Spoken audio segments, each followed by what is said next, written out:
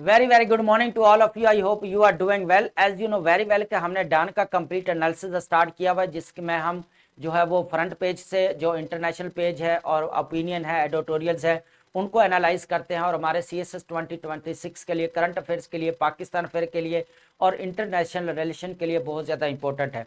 यहाँ पर बेसिकली जो हमारे नेशनल लेवल के ऊपर है, चाहे रीजनल लेवल के ऊपर है, चाहे ग्लोबल लेवल के ऊपर जितने भी डेवलपमेंट्स होती हैं उनको लेकर हम डिस्कस करते हैं, एनालाइज करते हैं।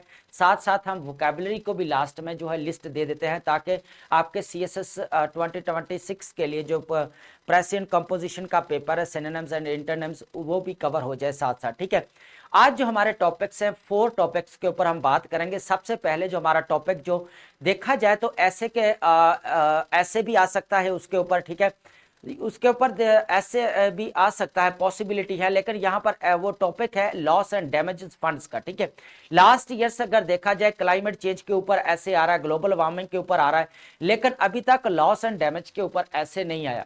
तो इसके चांसेस हैं कि लॉस एंड डैमेज का जो इशू है, इस चीज को हम डिस्कस करेंगे। बहुत इंपॉर्टेंट टॉपिक है। उसके बाद हम बात करेंगे, यहाँ पर इंपॉर्टेंट टॉपिक ये है कि जो वाटर को एज ए कैसे वेपन यूज किया जा रहा है, जहां से पानी जो आ रहा है, जैसे हमारा जो है वो कह लें कि दरिया इंडिया से आ रहा है, जो कश्मीर से आ रहा है, उधर से कंट्रोल किसका, इंडिया का है।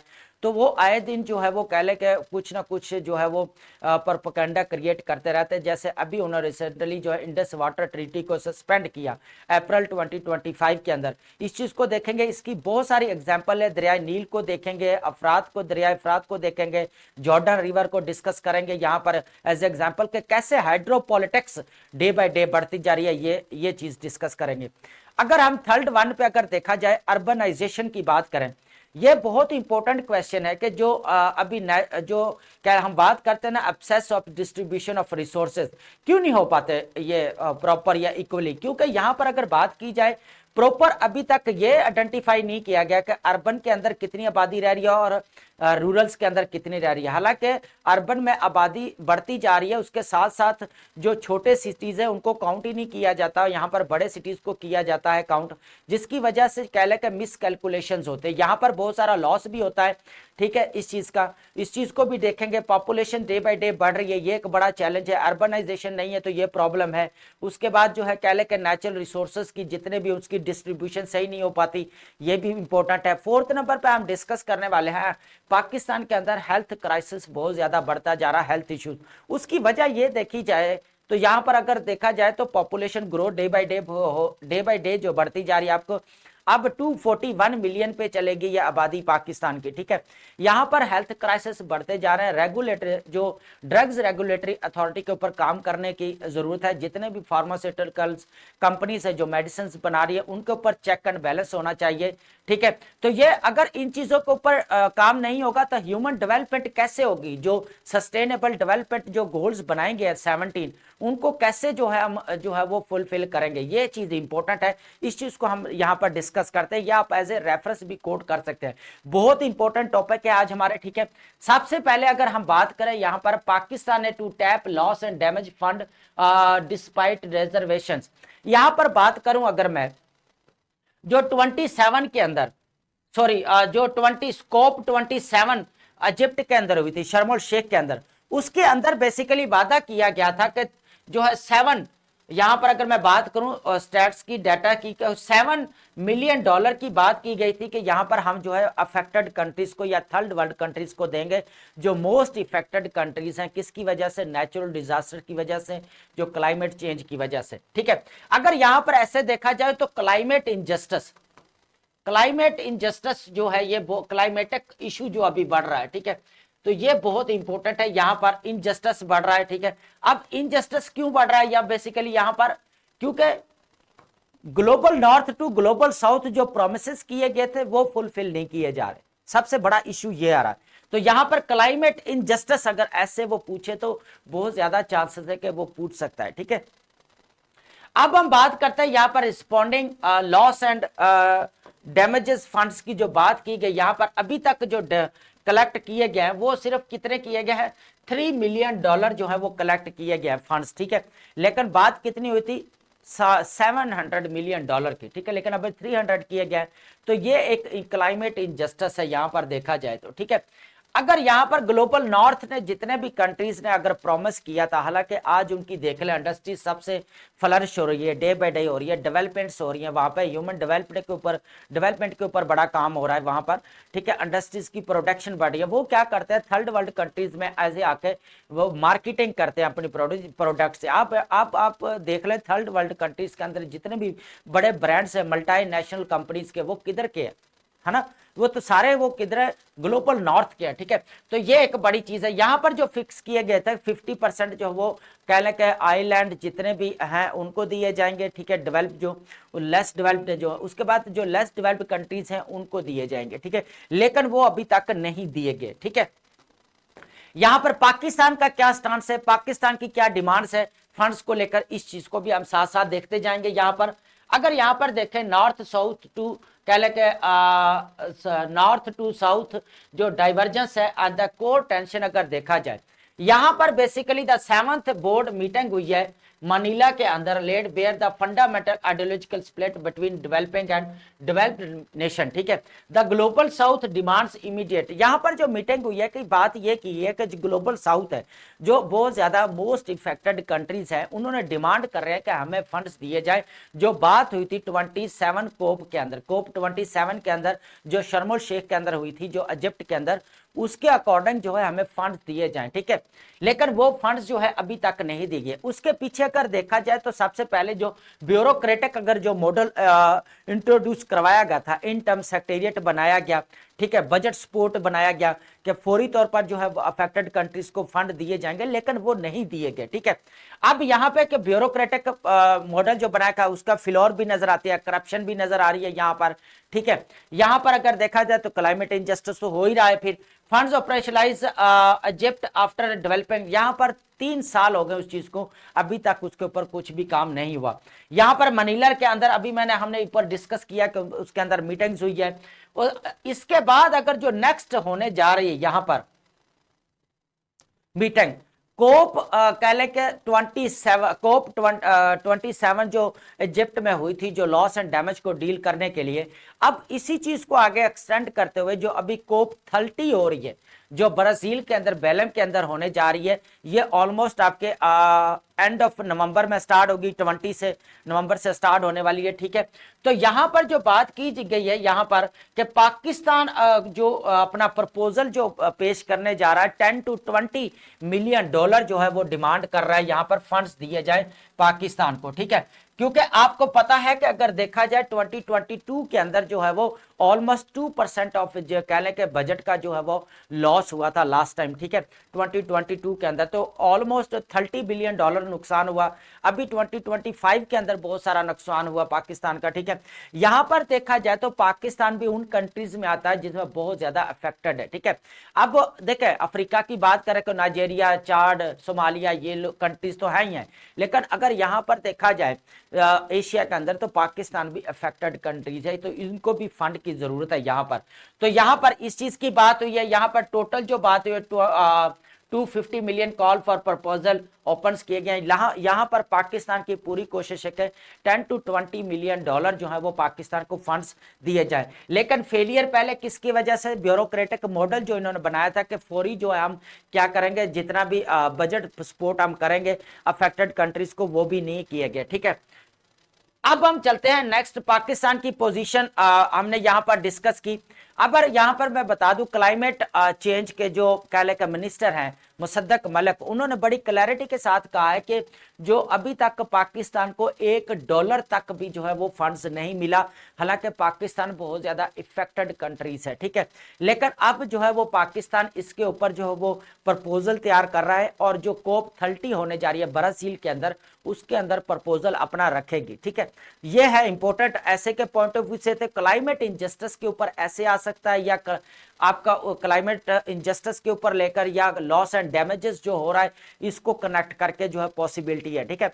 तो इसको एज ए रेफरेंस आप जो है वो कोट करेंगे, ठीक है। अब यहां पर बात करते हैं कि ट्रांस बाउंड्री जो है यहां पर रिवर्स, ठीक है, यहां पर हाइड्रोपॉलिटिक्स की बात करेंगे, किसकी, हाइड्रोपॉलिटिक्स की बात करें कि किस तरह हाइड्रो हेजमनी जो है डे बाय डे बढ़ते रही है। जहां पहले देखे अभी 20 सेंचुरी के अंदर देखा जाए तो जो दरिया जितने रिवर्स निकलते थे, तो कह लें कि दोनों कंट्रीज आपस में मिल बैठ के जो उसके ऊपर मुआहदा होता था, एग्रीमेंट होता था, और उसके ऊपर जितने भी कह लें कि तहफुजात थे उनको देखा जाता था। लेकिन अब क्या होता है, अब जो है वो यूनिलैटरल डिसीजन मेकिंग हो रही है, ठीक है। जहां से कहीं से रिवर निकल रहा है वो लोग उसके ऊपर कंट्रोल कर रहे हैं। अगर यहां पर अगर देखा जाए पाकिस्तान की सिचुएशन आपको सामने है, कश्मीर से हमारे जो दरिया निकलते हैं, इंडस है, चिनाब है, ये सारे दरिया, तो यहां पर जो है क्या होता है कि इंडिया कंट्रोल, यहां पे देखे पानी का रुख मोड़ा नहीं जा सकता, लेकिन पानी के जो बहाव है उसको कंट्रोल किया जा सकता है, उसको कम किया जा सकता है। किसके जरिए? डैम्स बनाए जा सकते हैं, उधर क्या कहता है हाइड्रो प्रोजेक्ट, जो बड़े बड़े प्रोजेक्ट्स होता है वो लगाए जाते हैं, जिसकी वजह से क्या आता है, जो पानी का बहाव होता है वो कम हो जाता है, ठीक है।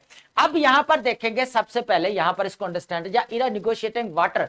अब ये भी कहने को आ रहा है कि दुनिया के अंदर अगर नेक्स्ट वॉर अगर होती है तो वो हाइड्रोपॉलिटिक्स को लेकर होगी, ठीक है। थर्ड वॉर की अब बात की जाती है, बहुत टाइम बात की गई है कि पानी को लेकर, वाटर को लेकर जो इंपॉर्टेंट है, जिंदगी का एक मेन एलिमेंट है जिंदा रहने के लिए, ठीक है।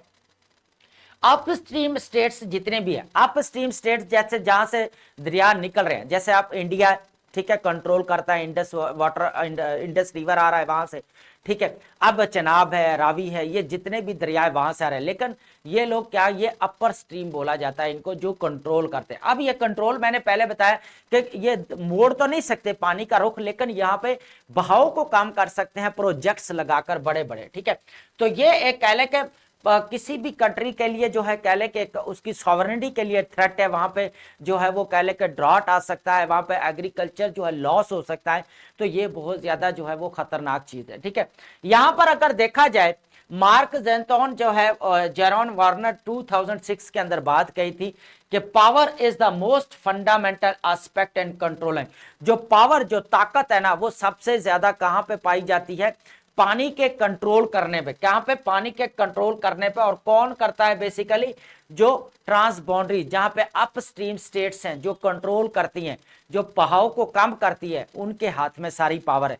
तो हाइड्रोपॉलिटिक्स इस तरह बढ़ रही है डे बाय डे। अब हम एग्जांपल देखेंगे कि दुनिया के अंदर कौन कौन से जो रिवर्स हैं जो एक एज ए डिस्प्यूट माने जाते हैं, ठीक है। हमारा तो है ही है, ठीक है। यहां पर जो पाकिस्तान को लेकर जो अभी अप्रैल के अंदर पहलगाम का वाकया होने के बाद यहां पर इंडिया ने क्या किया, यूनिलैटरल डिसीजन लिया और इंडस वाटर ट्रीटी को क्या किया, सस्पेंड कर दिया, ठीक है। अब यहां पर जो है यूनिलैटरल था, ठीक है।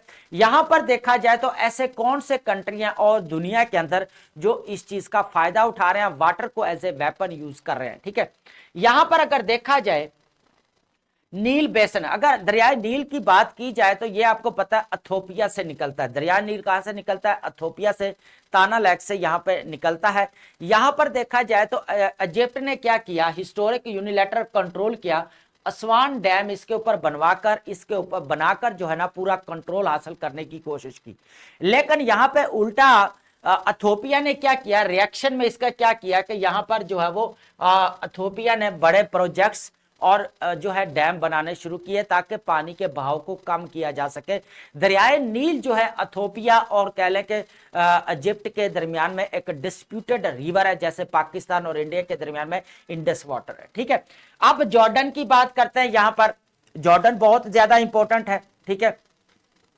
अब जॉर्डन रिवर में होता क्या है, यहां पर अरब कंट्रीज जो है ना इस चीज के खिलाफ थे कि यहां पर जो इजराइल ने प्रोजेक्ट्स बनाए ताकि इसका रुख जो है मोड़ा जा सके या इसके बहाव को जो है कम किया जा सके, ठीक है। Israel national water career project इसके ऊपर स्टार्ट किया, जिसके ऊपर जो है जिसका बहुत सारा लॉस हुआ, ड्रॉट हुआ, यहाँ पर जो है वो कह लें कि कहत आ गया अरब कंट्रीज के अंदर इस चीज का। उसका उल्टा क्या हुआ, वहां पर जंग छिड़ गई, झड़पें होने लग गई, वहां पर लड़ाई झगड़े शुरू हो गए, ठीक है। कंट्रीब्यूटर 6 डे वॉर, यहां तक के 6 दिन भी आपको पता है 1967 के अंदर 6 डे वॉर भी इनके दरमियान में लगी रही है, ठीक है।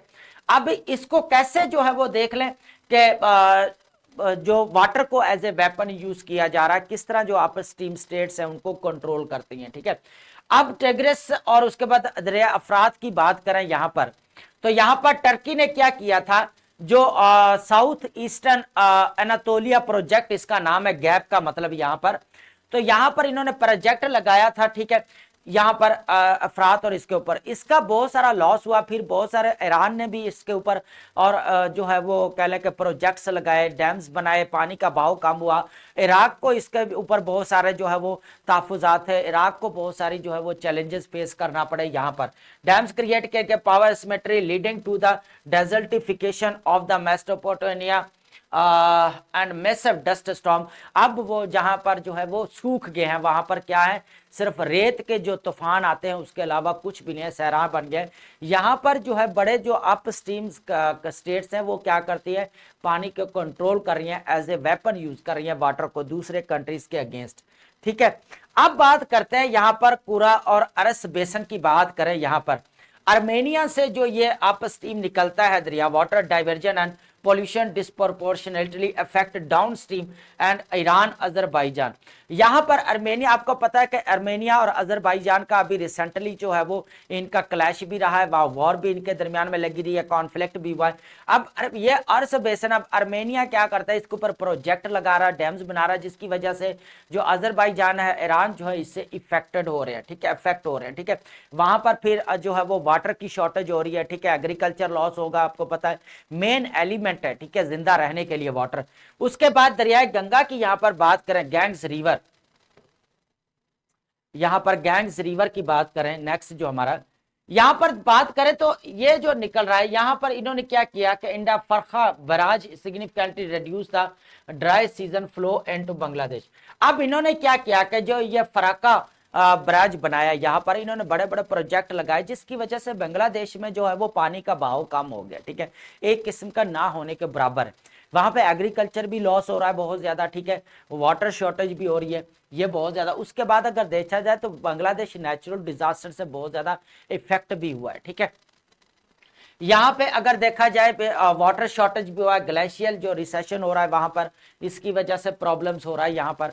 ठीक है, उसके बाद अगर यहाँ पर अमू और दरिया और काबुल का अगर देखा जाए तो अफगानिस्तान क्या कर रहा है, दरिया काबुल के ऊपर क्या लगा रहा है, बड़े बड़े प्रोजेक्ट्स लगा रहा है। ठीक है, और डैम्स बना रहा है, कनाल, उसका कमाल खान डैम बनाया, थ्रीटन्स डाउन स्ट्रीम। उज्बेकिस्तान को, तुर्कमेनिस्तान और ईरान को, इन तीनों को जो है बड़ा एक चैलेंज फेस करना पड़ रहा है। किसकी वजह से, अमू दरिया और काबुल। और ये क्या कर रहा है, अफगानिस्तान उनके ऊपर क्या कर रहा है, बड़ी बड़ी कनाल्स निकाल रहा है वहां से, उसके बाद प्रोजेक्ट्स लगा रहा है, डैम्स बना रहा है, जिसकी वजह से उज्बेकिस्तान को, उसके बाद तुर्कमानिस्तान और ईरान को जो है वो इस चीज का जो है सामना करना पड़ रहा है। तो ये वो एग्जाम्पल है कि क्या दुनिया जो नेक्स्ट अगर फ्यूचर में देखा जाए तो हाइड्रोपोलिटिक्स की तरफ ज्यादा बढ़ती जा रही है। वाटर शॉर्टेज जो है वो डे बाय डे जो है वो जितने भी डाउन स्ट्रीम के जो स्टेट्स हैं उनको फेस करना पड़ रहे हैं। ठीक है, ये टॉपिक बहुत इंपॉर्टेंट है। उसके बाद अगर अब यहां पर इंपॉर्टेंट ये चीज है कि यहां पर अर्बन डिनाइल, जो आबादी की बात की जाए, प्रॉपर पाकिस्तान के अंदर अर्बनाइजेशन नहीं है। ये पाकिस्तान अफेयर में या ऐसे के पेपर में जरूर ये टॉपिक आ सकता है। अर्बनाइजेशन जो नहीं है, डे बाय डे पॉपुलेशन बढ़ती जा रही है। आपको पता है अभी रिसेंटली ये बहुत ज्यादा डिबेटेड टॉपिक रहा है पाकिस्तान के अंदर कि population day by day growth हो रही है। ठीक है, इसकी तो ये पाकिस्तान के कह ले के बहुत ज्यादा, क्योंकि प्रॉपर प्लानिंग नहीं है यहाँ पर। ठीक है, जिसकी वजह से फिर परेशानी हो रही है। यहाँ पर अगर बात की जाए डाटा जो कलेक्ट किया, पाकिस्तान जो डाटा कलेक्ट कर रहा है, जितने भी इंस्टीट्यूशंस है वो प्रॉपरली डाटा कलेक्ट नहीं कर पा रहे। यहां पर वर्ल्ड बैंक ने जो बड़ा क्लैरिटी के साथ कहा है कि पाकिस्तान की अगर आबादी रूरल से ज्यादा अर्बन एरियाज में रह रही है। अब यहां पे छोटे सिटीज को काउंट नहीं किया जाता, बड़े सिटीज को काउंट किया जाता है। अब बड़े सिटीज के साथ जो साथ साथ जुड़ते जाते हैं एरियाज, अब उनको अलग अलग नाम दे दिया जाता है, लेकिन उनको अर्बन एज ए जो कंसीडर करना चाहिए वो कंसीडर नहीं किया जाता, और वो फिर उसकी वजह से बहुत सारा मसाइल भी क्रिएट होता है। यहाँ पर ऑफिशियल क्लासिफिकेशन अगर देखी जाए, country revealing significant discrepancy in official urbanisation figure. ठीक है, अगर यहां पर ऑफिशियल क्लासिफिकेशन देखी जाए 39% जो है अर्बन जो है वो लोग हैं। यहां पर अर्बन में आकर जो लोग बस रहे हैं वो कितने हैं, 39% है। यहां पर ये एक ट्रेडिशनल नैरेटिव रहा है यहाँ पाकिस्तान के अंदर कि जो कह लें कि अर्बनाइजेशन अर्बन के अंदर लोग शिफ्ट हो रहे हैं बेटरमेंट ऑफ लाइफ के लिए, लेकिन अनफॉर्चुनेटली जो डाटा वहां पर जो कलेक्ट किया जाता है वो प्रॉपर नहीं किया जाता वहां पर। ठीक है, एक्चुअल अर्बनाइजेशन की अगर देखा जाए तो 88% है। अब न्यू डाटा शोज 46% है higher density cities and 42% moderately dense and urban centres. अब यहाँ पर होता क्या क्या है, यहाँ पर जो छोटे सिटीज है जो कह ले के बड़े नहीं है इतने, तो उनको काउंट ही नहीं किया जाता। हालांकि वो बहुत ज्यादा जो है लोग जो देहातों वाले रूरल वाले वो भी अपने जो कह रहे के जो कह ले के अगर कोई घर है या हाउस बना रहे तो वो भी कहाँ पे होम आकर बना रहे, सिटीज के अंदर बना रहे, चाहे छोटे सिटीज है, लेकिन उनको भी अर्बन के अंदर जो है वो काउंट नहीं किया जाता, ये भी प्रॉब्लम है। तो ये वर्ल्ड बैंक का जो एक्चुअल अर्बनाइजेशन है, ये वर्ल्ड बैंक बात कर रहा है यहाँ पर, इस चीज को हमें देखना पड़ेगा, ठीक है। उसके बाद हम यहां पर नेक्स्ट चलते हैं, the cost of miscalculation. अब इसकी जो कोस्ट पड़ रही है मिस कैलकुलेशन की, इस चीज को आप देखते हैं यहां पर, डीप रूटेड गवर्नेंस फेलियर्स, ठीक है, resulting in swear consequences for both government and it's citizen.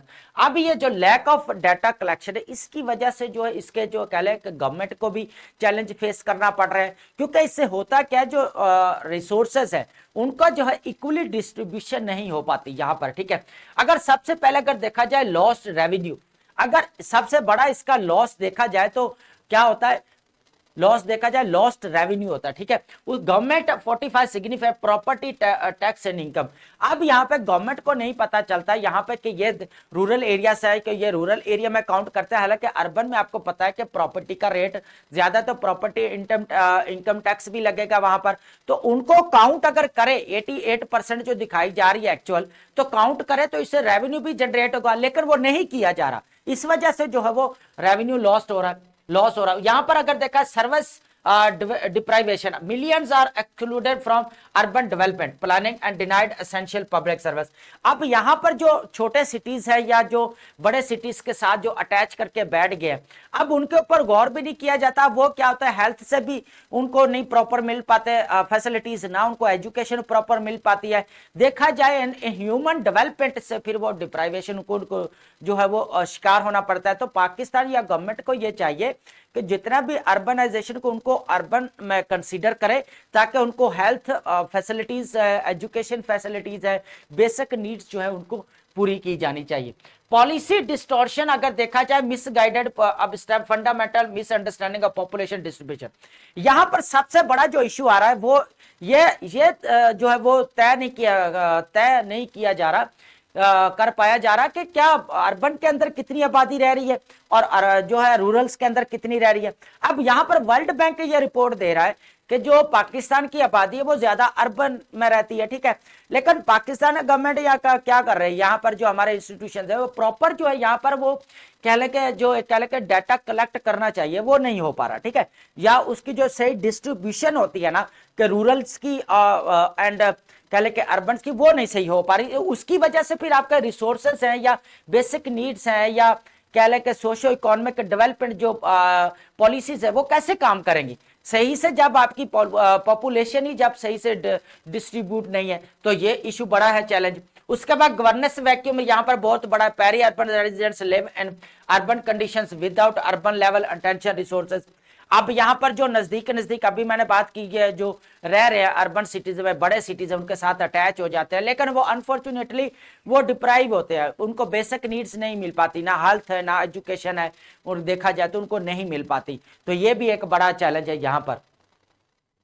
Call for action यहाँ पर फौरी है कि World Bank finance demand urgent update to Pakistan outdated urban definition. यहाँ पर वर्ल्ड बैंक ने बड़ा स्ट्रिक्टली कहा है कि यहाँ पर जितना भी जो आपका ट्रेडिशनल नैरेटिव चल रहा है ना कि यहाँ पर अर्बन के ये 39% रह रही है, रूरल्स के अंदर रह रही है, इस चीज को खत्म करे और प्रैक्टिकल और प्रगमेटिक मेजर जो है वो अडॉप्ट करे और डिस्ट्रीब्यूट करे पॉपुलेशन को, ताकि जो रिसोर्सेज है उनको इक्वली जो है वो डिस्ट्रीब्यूट किया जा सके। तो ये पाकिस्तान की सोशो इकोनॉमिक डेवलपमेंट के लिए बहुत ज्यादा इंपॉर्टेंट है। सस्टेनेबल जो डेवलपमेंट गोल्स है 17, उनको अचीव किया जा सकता है, ठीक है, तो ये बहुत ज्यादा इंपॉर्टेंट है। उसके बाद अब बात करने वाले हैं टाइम बॉम्ब। अगर यहाँ पे टाइम बॉम्ब का मतलब ये नहीं कि दूसरा टाइम बॉम्ब का मतलब है अर्जेंट नीड, जरूरत है। अब यहाँ पर पाकिस्तान के अंदर हेल्थ क्राइसिस बहुत ज्यादा बढ़ता जा रहा है कि उसकी वजह क्या है कि यहाँ पर जो कह ले के पॉपुलेशन डे बाय डे बढ़ रही है, ठीक है।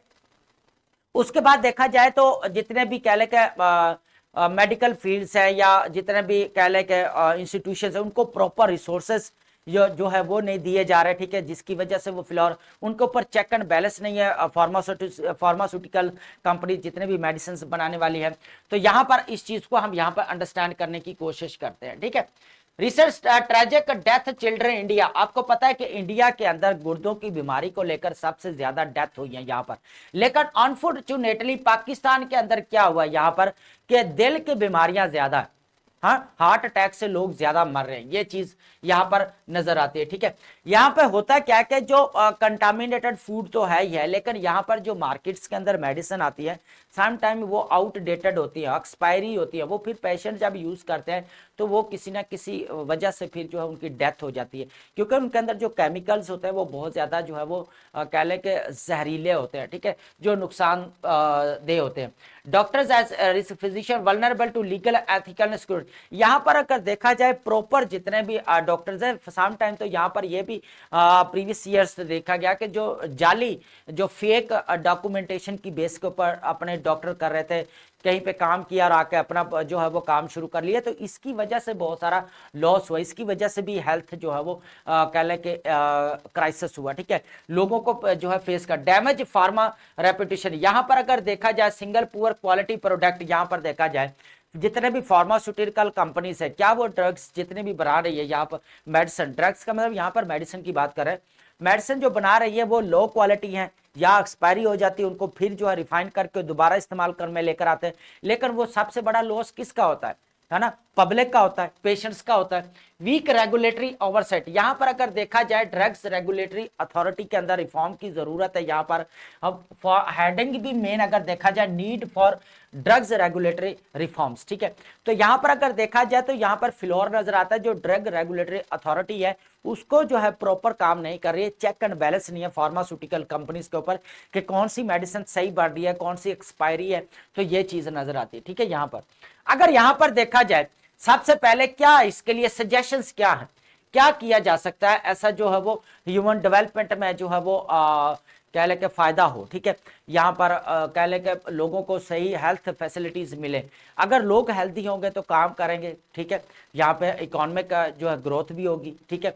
अब हेल्दी पीपल ही लोग जो है वो आगे जो है वो कह ले के स्टेट को आगे लेकर जाते हैं, लेकिन यहाँ पर अनफॉर्चुनेटली होता है क्या है कि लोग बीमारियों में जकड़े पड़े हैं, आगे क्या जाएंगे, अपने बीमारियों की मेडिसिन जो है वो पूरी करें या स्टेट को देखें, है ना।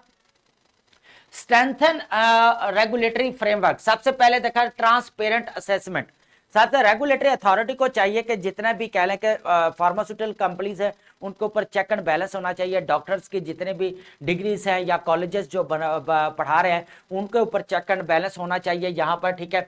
यहाँ पर रिसोर्स एंड स्टाफिंग जितना भी रखा जा रहा है उनका सही देखा जाना चाहिए, यहाँ पर address the under resourcing and political interference, अगर यहाँ पर देखा जाए कहीं ना कहीं आज पर अगर जो पॉलिटिकल इंटरफेरेंस हो रही है मेडिकल फील्ड के अंदर या उनको कह लें कि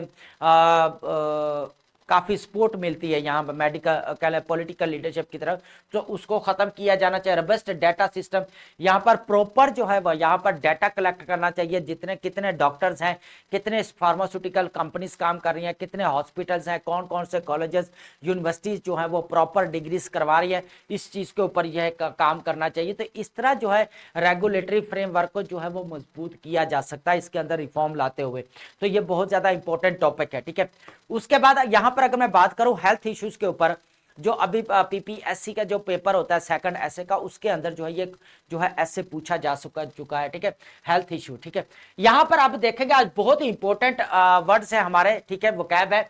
यहाँ पे डिसबर्समेंट का मतलब होता है, आपको पता है, रकूम की अदायगी, जो पेमेंट्स की अदायगी को बोला जाता है। एक्रेडिटेशन का मतलब होता है यहाँ पर ऑफिशियल रिकॉग्निशन या तस्लीम करना, मंजूरी देना, ठीक है, एक्रेडिट भी बोला जाता है, एक्रेडिट से निकला एक्रेडिटेशन, ठीक है।